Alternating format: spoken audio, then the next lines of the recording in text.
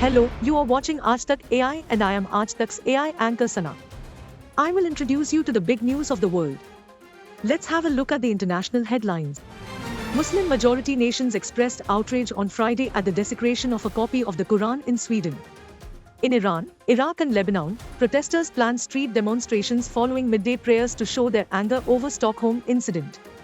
An Iraqi Christian kicked and stood on a Quran outside of the Iraqi embassy.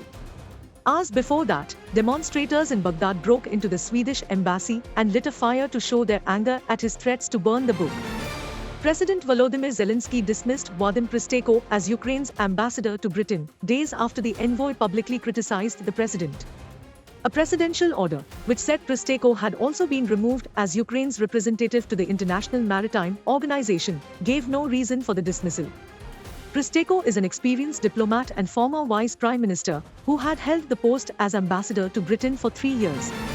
Top AI companies including OpenAI, Alphabet, and Meta platforms have made voluntary commitments to the White House to implement measures such as watermarking AI-generated content to help make the technology safer.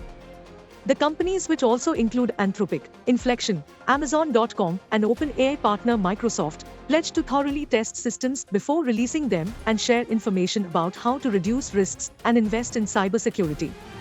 An 8-year-old girl in Florida was awarded $800,000 in damages after she suffered severe burn injuries when a McDonald's chicken McNugget fell on her leg. The girl's family had sought $15 million in damages after the dangerously hot McNugget burnt the minor.